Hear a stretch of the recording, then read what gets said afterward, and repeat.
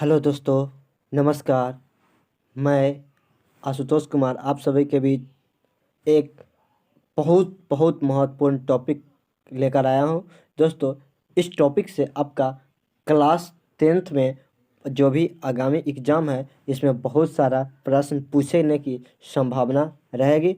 और दोस्तों, हम लोग आइए इनको शुरू करते हैं। और शुरू करने से पहले एक मोटिवेशनल कोट को देखते हैं।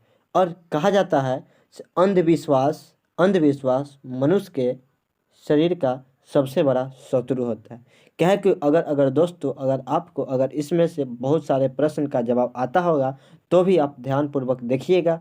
क्या कि अगर कोई भी अगर वस्तु है उसका अगर आप उपयोग नहीं करिएगा तो वह धीरे धीरे विलुप्त हो जाता है। इसीलिए इस क्वेश्चन आता है तो भी इसको ज़रूर से ज़रूर देखने का कोशिश करिएगा।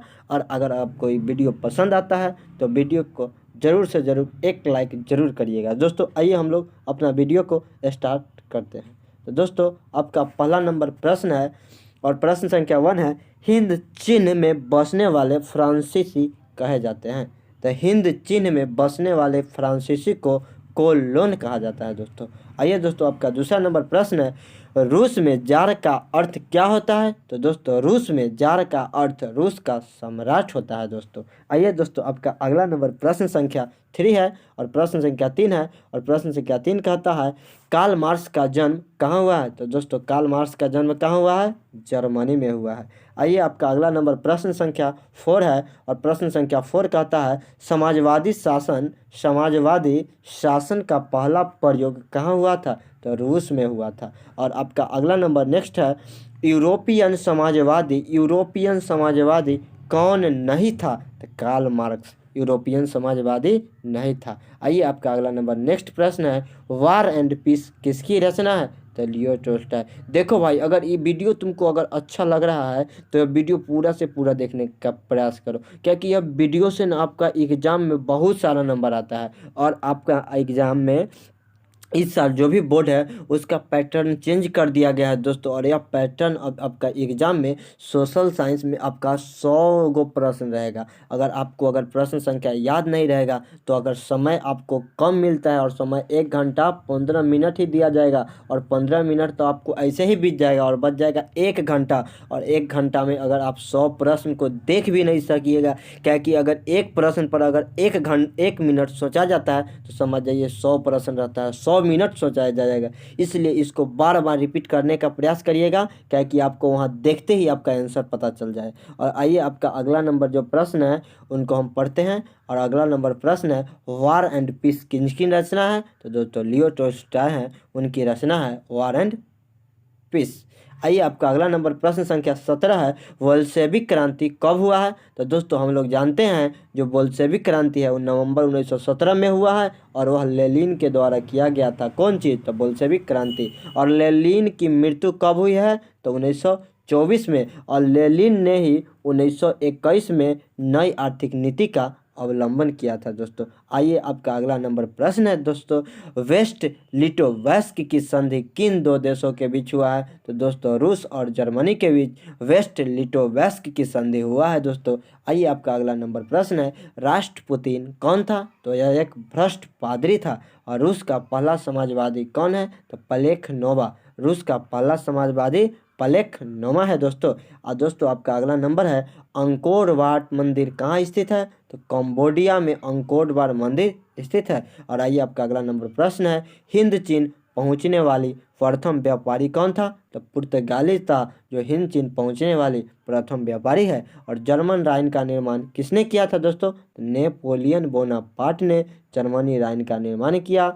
फ्रांस में किस शासन वंश की स्थापना विनिया कांग्रेस के द्वारा किया गया है। तो बुर्बो राजवंश की स्थापना विनिया कांग्रेस के द्वारा किया गया है। दोस्तों, आइए दोस्तों, आपका अगला नंबर प्रश्न संख्या 16 है और कहता है, इटली एवं जर्मनी वर्तमान में किस महादेश के अंतर्गत आते हैं। तो दोस्तों, ऑस्ट्रेलिया। मेटरनिक का संबंध किस संगठन से है। तो दोस्तों, कार्बोनरी से है। और आपका अगला नेक्स्ट है, जालवेरिन एक कैसी संस्था है। तो दोस्तों, व्यापारियों की संस्था है। और 1829 में एड्रियानोपुल की संधि किन दो देशों के बीच हुआ है। तो तुर्की के बीच हुआ है। किन देशों के बीच किन देशों के साथ हुआ है? तो दोस्तों तुर्की के साथ हुआ है। कौन सी? तो एंड्रियोपुल की संधि किस देश के साथ हुआ है? तो तुर्की।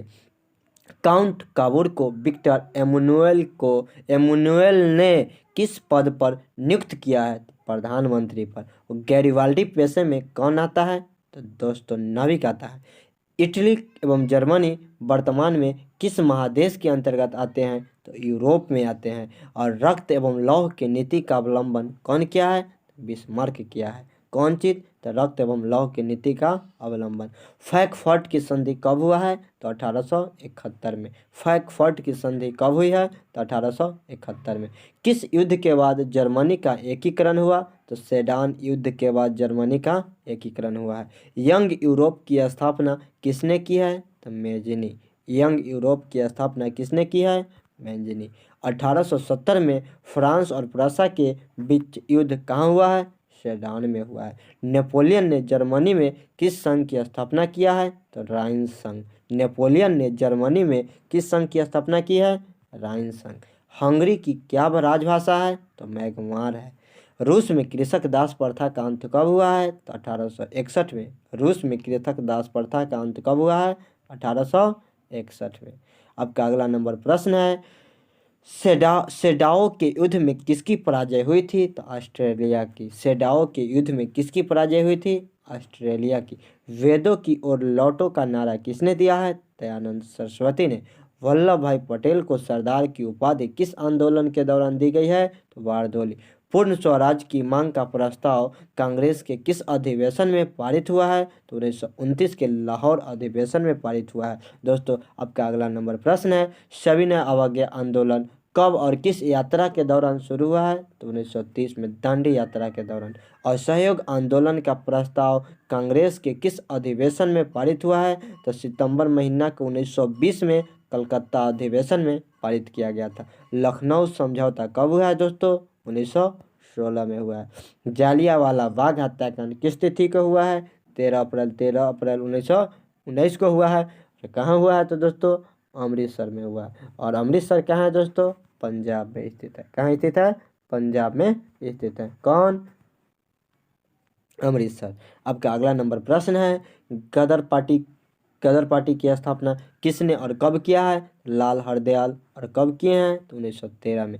हुआ कैसी प्रकृति का आंदोलन है? तो यह धार्मिक प्रकृति का आंदोलन है। The history of the loss Vietnam किनके द्वारा लिखा गया है? तो फान बाओ चाओ के द्वारा लिखा गया है। अगला, नरोत्तम सिहानुक कहाँ के शासक? इंडिया का। कौन? तो नरोत्तम सिहानुक। इंग्लैंड में चार्टिस्ट आंदोलन 1838 में। कौन? चार्टिस्ट आंदोलन कहाँ हुआ था? तो इंग्लैंड में। अंतर्राष्ट्रीय श्रमिक संघ की स्थापना 1920 में। अंतर्राष्ट्रीय श्रमिक संघ की स्थापना 1920 में हुआ था। कौन चीज? अंतर्राष्ट्रीय श्रमिक संघ की स्थापना। तो धन्यवाद दोस्तों, पूरा से पूरा वीडियो को दोबारा देखने का प्रयास करिएगा। अगर आपको याद है तो धन्यवाद, नहीं याद हो तो पूरा से पूरा देखने का कोशिश करिएगा। और एक बार इसको देख लेने के बाद एग्जाम देने जाइएगा। हमें विश्वास है कि आप इतिहास का पूरा से पूरा क्वेश्चन अटेम्प्ट करके आइएगा। अगर आप याद कर जाते हैं तो हम पर विश्वास है, तो आप पूरा से पूरा वीडियो जरूर देखिएगा। और यह नहीं याद होता है तो यह बार बार लिख कर और याद करके देखिए। और याद करिएगा, आपसे एक प्रश्न भी छूटा नहीं जाएगा। इसलिए धन्यवाद। जय हिंद, जय भारत।